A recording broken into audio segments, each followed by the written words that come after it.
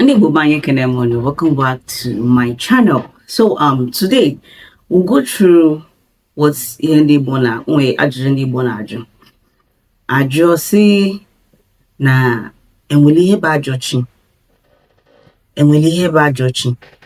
Mmadụ na-abịa ụwa. Ọ bụrụ na ụwa ahụ bịa na ọ bụ Ajo Chi wee bịa. Ajụkwa sị enwere ya bụ ha bịa ụwa. Ọ bụ na ha bụ ezi chi wee bịa ụwa. Now, in English, our people, the Igbo people, we have this question, or we ask this question: are there people that came into this world with a bad chi? And are there people that came into this world with a good chi? And the answer is yes. Chi to Igbo is this cosmological entity that comes from the Creator, an aspect of the Creator. Chi neke, chi kele mmadụ, chi kele akara aka mmadụ, chi na-edu mmadụ, chi na-echere m. Different connotations of what the chi is. But in simple language, or for simple understanding, just look at this concept of the chi as an aspect of the Creator that creates. Now, what the chi does for us is that the chi acts as an intermediary between us and divine cosmological forces. The chi acts as an intermediary between us, our needs, our wants, and the Creator's design. Our ancestors believed that as human beings, that our reality, it is too complex to understand the magnitude of this chi. So instead of us understanding and coming close or having this relationship with this chi, our ancestors created different aspects of creation that aided them in the understanding of the Creator within our immediate environment. Now we have different kinds of and all those things. This is because our ancestors saw them as intermediaries. They pick our supplications and take those supplications to the Creator for understanding, assessment, and manifestation. So this is why the chi exists. Even these deities, our ancestors also believe that deities also have their own chi. Now, the same function that our chi performs for us, it is the same functions that the chi of deities also perform for them. So why is it that this entity that has the sole purpose of picking up our supplications and taking it on to the Creator, why is it that it is tainted when it manifests as Ajo Chi?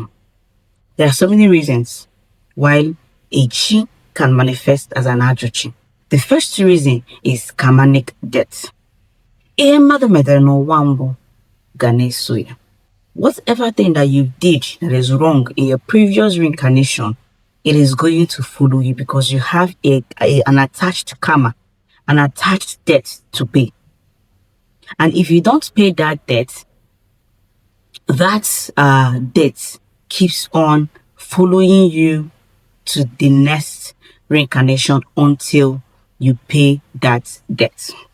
Now, the Igbo understanding of reincarnation is because we believe that reincarnation exists for this purpose, for us to be able to live life, experience life, and grow our consciousness.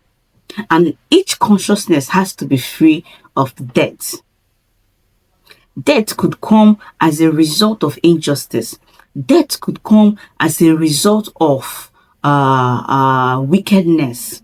Death could result as a result of something that you just, maybe a taboo that you committed, something that you did that does not align with the principles, with the communal principles, with the moral principles of your chi, with the moral principles that exist us as human beings, that keeps us in check. So the moment you stray, the moment you do something you're not supposed to do, it clocks in as a debt. If in the reincarnation, or as at the time that you committed that taboo, that you atoned for it, you solved that problem, you settled those debts, karmic debt will not be attached to you. But the moment you forget or you leave out that reincarnation without atoning, then in your next reincarnation, it becomes a debt or where what happened. And the reason for you to pay up that is for you to do what is to restitute. And when you restitute, you become you become in tuned with your consciousness. Your consciousness have grown to the extent that it can now move on and probably become what we regard as lineage. So you see the reason why. Now, karmic debt. What can karmic debt do to you? Because you know that the moment that we reincarnate, the moment they give birth to us, we forget everything about that previous reincarnation. They will tell you that the mind of a child is an empty slate, tabula rasa. It is empty. There is nothing there. Now, life and experiences begin to fill it up. Life and experiences begin to fill it up. And when it begins to fill up, this is when it now becomes structured, or becomes, how would I put it now? It now forms personality, it now forms character, it now forms perception that this individual would hold and live on those principles until the person dies. So for a person to remember this karmic debt, the Igbo institution understood this is where the karma now comes into play. Now, things like consistent failure despite your own human efforts, which I wrote here, when a person works exceptionally hard, but their efforts yields no positive result, it is believed that their chi is holding back despite their own best efforts. Now, persistent misfortune. When bad luck, illness, disaster repeatedly befalls a person or an individual, consuming their achievements in life, it is interpretation or a manifestation that there is a karmic debt attached to it, to the person. It could be destiny alignment. So, all I'm trying to say here is that there are circumstances, problems, misfortunes that you're going to encounter in life. It would lead you into questioning what is happening or what is going on in my life.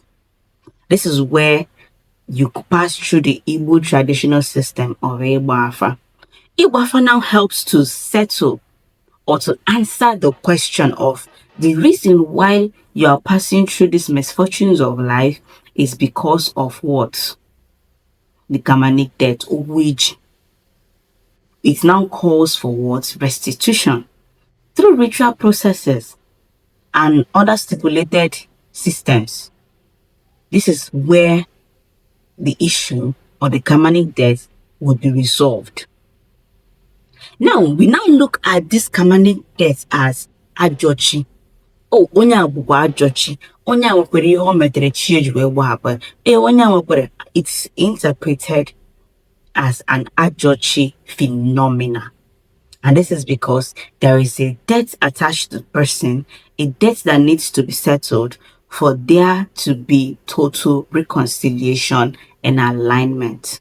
And when that happens, Ajo Chi sheds and transforms into a Chi. This is where things now begins to work well for the person. Otinya kind of business, wherever his mate goes in, because before, even the baby it will just scatter or he will start having issues.